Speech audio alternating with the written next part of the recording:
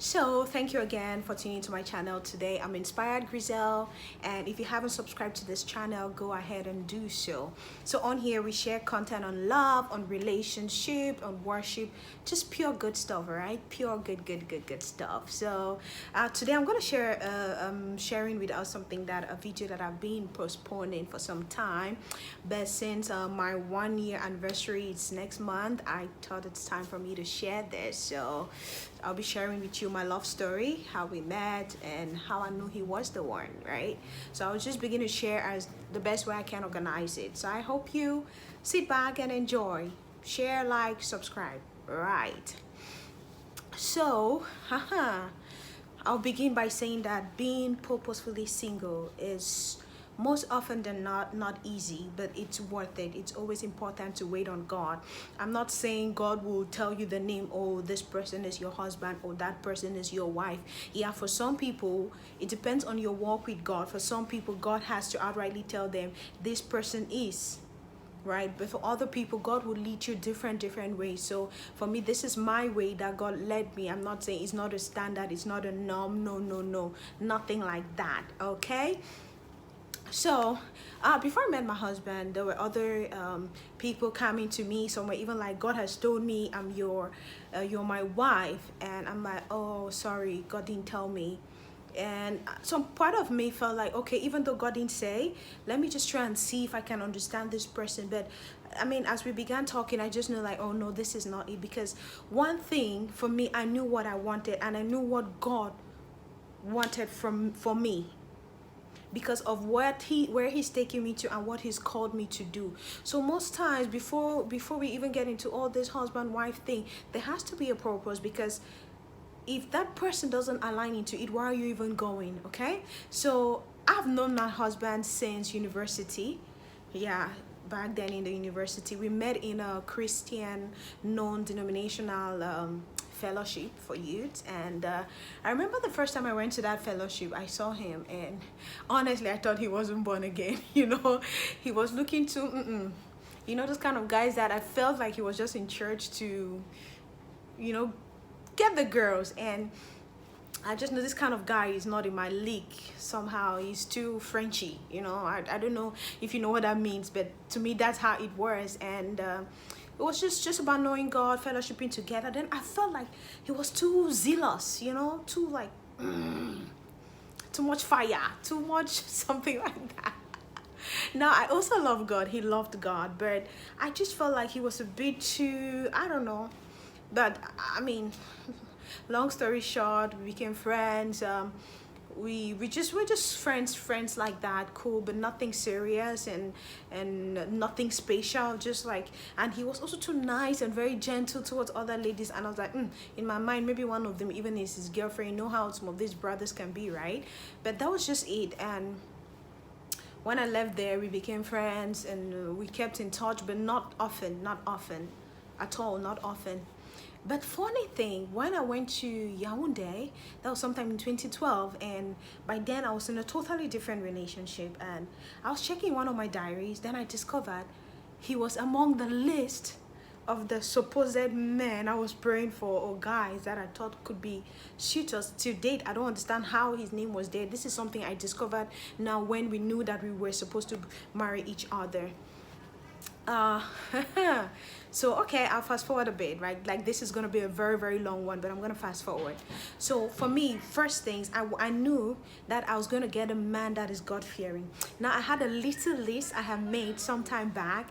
I'd mentioned I want a guy that is like 1.8. I wanted a guy that is going to wear a size 42, 43. I was just so specific with God on those details. I wanted him to be tall, because for me, I'm just enough. I'm not short, I'm just enough, right? Yeah, so I wanted those specifications, but I just wanted a man that loves God and that loves people, and that together we will fulfill purpose. So we kept in touch once in a while, nothing serious. Like I said, it was just, oh, one guy that I know, that was it. And I remember when I came here now, he was back home. We kept in touch a few times because for me, I was just trying to figure out my life and figure out different things, and I just wanted to hear what God had for me.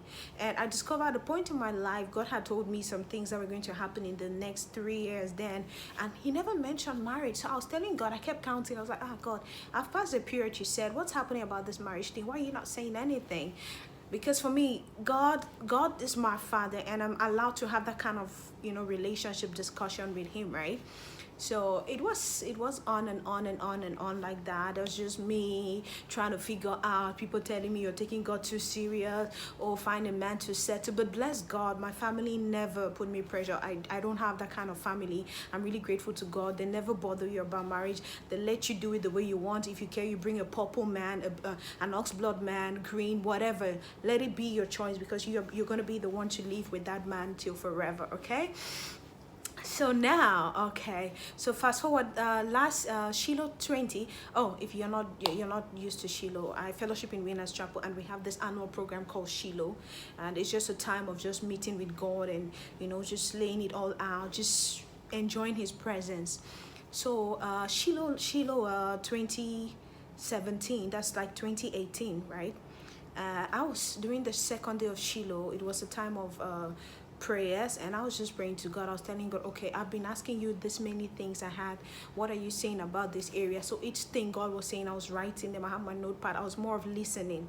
Now, for some people, you need to train yourself to hear God. Different people, God communicates with them differently, but it's important as a believer, as someone who is planning to be married, to be able to hear God. It's so important. So God told me, you'll be married on November 22nd,